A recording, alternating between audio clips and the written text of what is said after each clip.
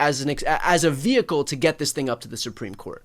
That's exactly right. And I think that what they had hoped for, which is what they did, is that they would sue a reliably red state so that if the RNC lost before the Fifth Circuit, they could appeal. Right. If if they won, as they did before the Fifth Circuit, perhaps Mississippi would appeal. Now, I don't know that that's why maybe Mississippi. No, but it makes perfect sense, because either way, if you have basically on both sides people who are aligned in their idea that they want this thing to get up to the Supreme Court, you go to a friendly jurisdiction, a friendly appellate court jurisdiction, and you say either way, whether it's us who wins, you guys appeal it up to the circuit court. If it's you who wins, we'll appeal it, and then once we get to the appeals court, whichever one loses gets it up to the Supreme Court. This way, we're guaranteed to know that it can get up there, and either way, we're both we're both on the same team here, knowing full well that we want this issue to just go to the highest court in the land. Right. So look, I don't know that that's what's going on with Mississippi, but there are certainly some signs to it. For example, after the RNC filed their lawsuit, the Mississippi legislature took steps to repeal the law. I mean, after all, the Republicans control the Mississippi legislature. They're like, okay, RNC, apparently you don't want this law in Mississippi. We'll repeal it. And then suddenly, at the very last minute, the governor was getting the pen ready to sign. All of a sudden, they repealed the law that they passed, and it did not go through. So certainly, the state of Mississippi was acting like they wanted this case to proceed, and ultimately, Mississippi is appealing it to the Supreme Court. But here's the good news for folks. As I mentioned, my law firm and I are in this case. We intervened at an early stage to make sure that this would not just be the state of Mississippi and the Republican Party. So we are going to fight tooth and nail if this case gets taken by the Supreme Court to prevent this from happening. But Brian, there is another critical element of this that has taken place in recent weeks that I think everyone needs to pay attention to, which is that Donald Trump then signed an executive order to try to ban these ballots from counting nationwide, and cited this Mississippi case as the predicate for him being able to do that. How enforceable is that executive order? I mean, is that only enforceable in the event? Is it like a trigger executive order where as soon as Republicans hope this gets upheld in the Supreme Court, then the executive order goes into effect nationwide? No, he's claiming he has this authority. Now, he doesn't.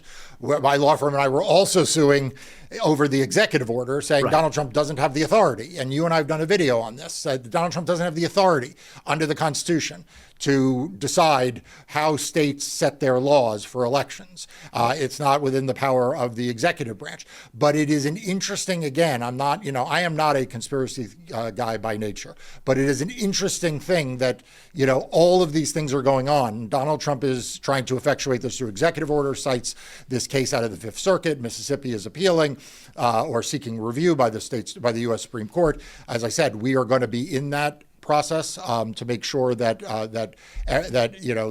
we are making the strongest arguments possible, but also the follow-on effects of this, Brian. If Trump gets his way, if the Republican National Committee gets its way, what they are saying is federal law decrees there is one election day, and therefore ballots that come in afterwards can't count. Well, you know what else goes away in that circumstance? What? Early voting. Because that's not done on election day either. Right. Mail-in voting, because they fill out the ballots not on election day. This is a Trojan horse by the Republican Party to try to undermine everything except for voting on election day. And honestly, if you listen to Donald Trump and take him literally and seriously, the big mistake that the legacy media makes is they say don't pay attention to what he literally says, but just sort of the general spirit. He has said he only believes people ought to be able to vote in person on election day. Donald Trump wants to take away your voting rights because Donald Trump knows that the greatest threat to him and his authoritarian impulse is that in 2026, you won't be able to vote early. You won't be able to vote by mail. Your ballots will be thrown out. There'll be all of these new restrictions.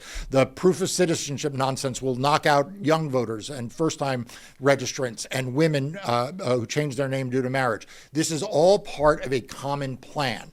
But this case going to the U.S. Supreme Court is a critical element of that. And that's why it is important that everyone pay attention to it. Two questions here. A, when will it be argued? And B, are the implications here that if the Supreme Court rules in the RNC's favor, then that also lends itself to reason that the Supreme Court might also uphold this idea that's being perpetuated by Trump's executive order, that they're kind of one and the same. If they agree on with one principle, they're likely to agree on the other.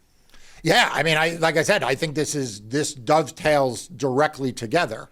Right. The fact is that Donald Trump's executive order is hinging its legitimacy, its theory on this case. It is no surprise then that the Republican National Committee has been advancing this case. And it is no surprise that if the Supreme Court takes this case, it will be heard in October or November or December of this year and in place for the midterm elections in 2026. Again, this is not a conspiracy theory. This is just a concerted plan and effort by the Republican Party to make it harder to vote and easier for them to cheat. And the harder to vote part are all of these voter suppression laws. We all know what the easier to cheat part is. That's the election subversion. That's the, putting election deniers in office. And Donald Trump's got a lot to say about that also. And I suspect we'll see additional executive orders on that front in the future. But there is a massive voter suppression war machine that continues to grind away day in, day out. And it is largely funded by the Republican National Committee and by right-wing donors. And this case sits at the center of that.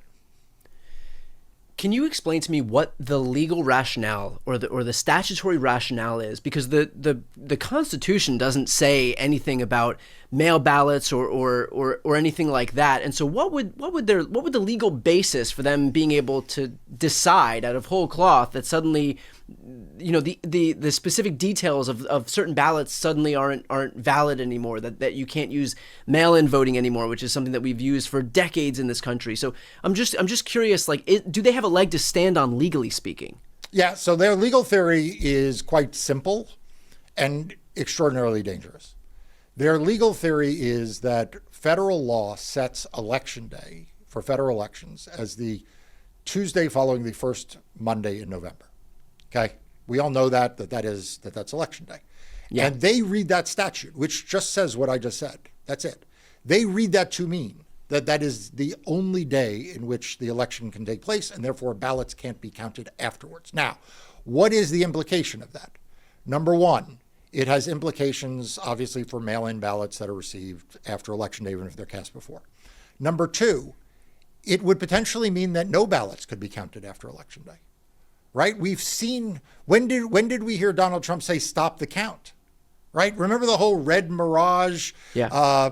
Right? That's all about this notion that once the clock strikes midnight, they should stop counting. Yeah. And so this is part of that philosophical false legal argument. I mentioned the third implication, no early voting. Right? If Election Day is just the one day, it means you can't vote early. They are trying to pass a radical adjustment to what voting is in the United States. It is a single day. It is in person. It is all done on paper ballots. All votes are tallied by hand on paper ballots. And when the clock strikes midnight, perhaps you have to stop counting. Yeah. Then the election deniers come in and decide what ballots should be certified and what ballots shouldn't be certified. If you think this is fanciful, if you think this is not possible, just go back and read what they were saying in 2020. Yeah, or watch what they're doing in North Carolina right now. What they're doing in North Carolina right now. Yeah. And finally, let's finish off with this. You'd mentioned that you had intervened on behalf of the state of Mississippi. Are you litigating this case at the Supreme Court? Yeah, so we represent some great private organizations that have joined the lawsuit, intervened to defend the Mississippi law. So we are on the same side as Mississippi. And again, we'll see. Maybe Mississippi will aggressively defend this lawsuit. I hope they do. I hope they make all the best arguments. But we will also be in the courtroom. We will also be filing briefs. We will also be arguing. And this is a critical case. You know, I have pointed out before, I have argued 4 cases in the Supreme Court. I am 4-0 in the Supreme Court. I never predict an outcome. Every case you have to treat like you are in jeopardy of losing. But I promise you, this is a case that we will take very, very seriously. If the Supreme Court hears it, you can expect to see me in court. Well, if ever there was an impetus for folks who are watching right now to support the invaluable work that you and your team are doing, it's exactly